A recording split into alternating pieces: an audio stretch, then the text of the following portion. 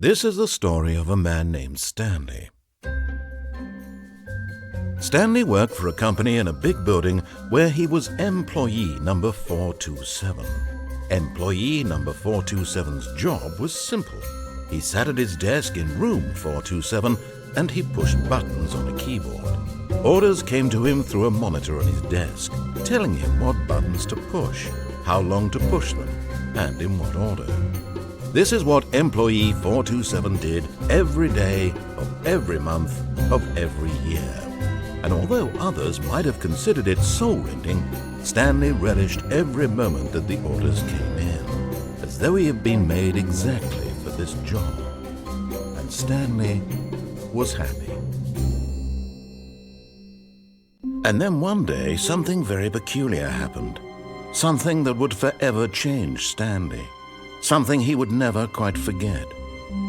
He had been at his desk for nearly an hour when he realized that not one single order had arrived on the monitor for him to follow.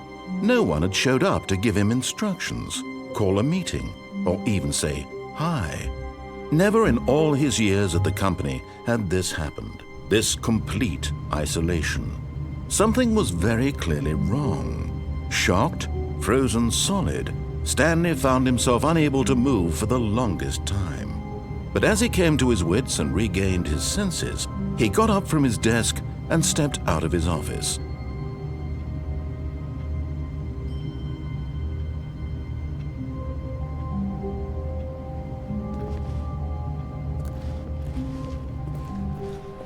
All of his co-workers were gone. What could it mean? Stanley decided to go to the meeting room. Perhaps he had simply missed a memo.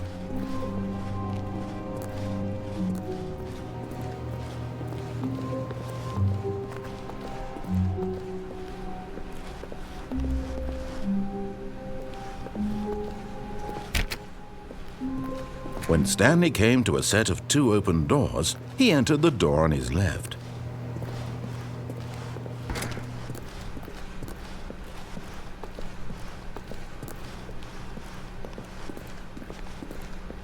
Yet there was not a single person here either. Feeling a wave of disbelief, Stanley decided to go up to his boss's office, hoping he might find an answer there. Coming to a staircase, Stanley walked upstairs to his boss's office.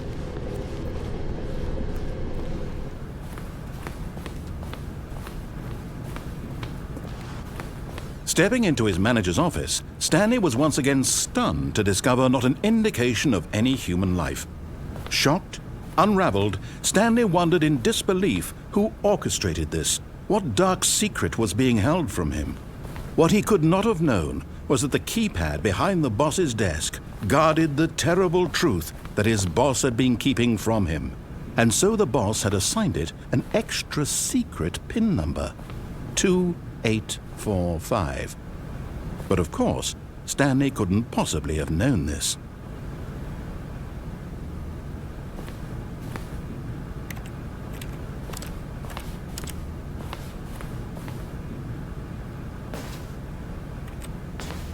Stanley just sat around twiddling his thumbs. Trying to input anything on the device was useless, since he could never possibly know that the combination was 2845.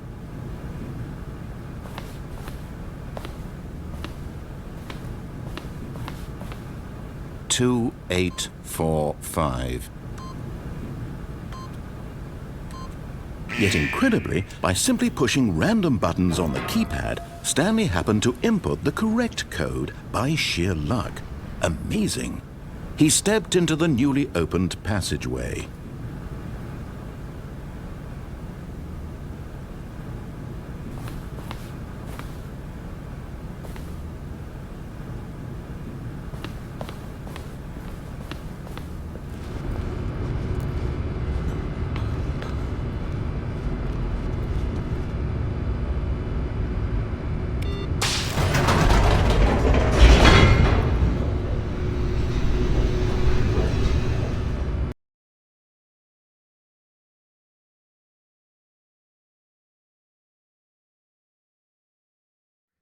Descending deeper into the building, Stanley realized he felt a bit peculiar.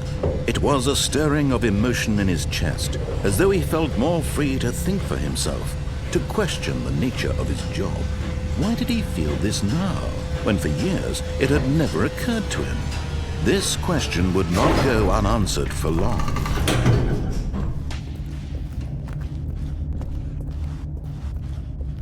Stanley walked straight ahead through the large door that read Mind Control Facility.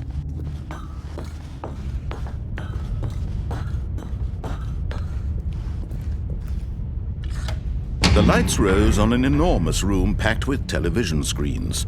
What horrible secret did this place hold? Stanley thought to himself. Did he have the strength to find out?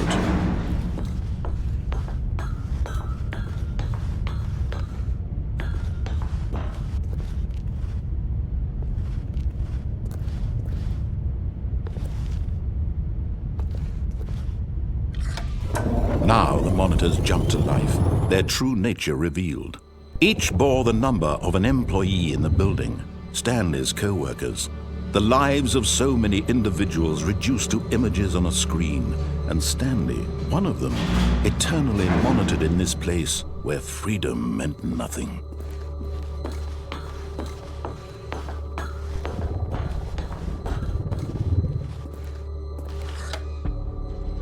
This mind control facility, it was too horrible to believe. It couldn't be true. Had Stanley really been under someone's control all this time? Was this the only reason he was happy with his boring job? That his emotions had been manipulated to accept it blindly? No, he refused to believe it. He couldn't accept it. His own life in someone else's control? Never!